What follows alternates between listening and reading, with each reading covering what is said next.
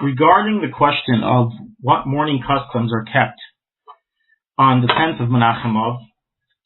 So the Mechaber writes in chapter 558, Sif Aleph, that on Tisha B'Av towards evening, on the 9th of Av towards evening, that is when the Heichel was burnt, was set afire, and it continued burning until the evening, until sunset of today of the 10th of Av. So because of this, the Mechaber concludes it is a proper custom and minhag kosher not to eat meat and drink wine until after the 10th of Av. So the custom of Sephardi Jewry is to avoid meat and wine throughout the entire 10th day until Wednesday night this year.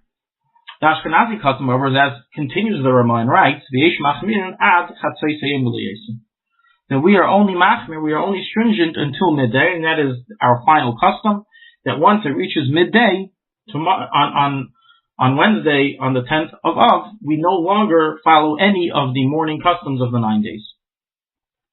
So everything becomes permitted, and there are no more restrictions of 3 weeks. The question, though, is what is prohibited until Chatzos, until midday? Because the wording we read from the Mechaber only includes meat and wine. What about everything else? So the Achreinim, the Magen Avram, the Mishnah Brura, and other Achreinim bring down that it also includes laundry, as well as wearing laundered clothing. So we don't do laundry or wear freshly laundered clothing till Chatzos. It includes also not to bathe in hot water, not to bathe for pleasure until Chatzos, and it includes also not to take a haircut till Chatzos. Regarding music, so the Magen Avram brings also that you cannot listen to music until midday, until Chatzos. However, the Maimer Mordechai holds that in truth the only customs that we follow are the ones written on meat and wine. So he argues on these opinions of the Magen Avram that includes other items, other minhagim. The final ruling is that the Mishnah Brura is as the Mishnah Brura rules, that we prohibit all of the customs that are done during 9 days continue until Chatzos, and we are not lenient like the Maimer Mordechai. However, in a certain situation we are lenient, and that is as follows.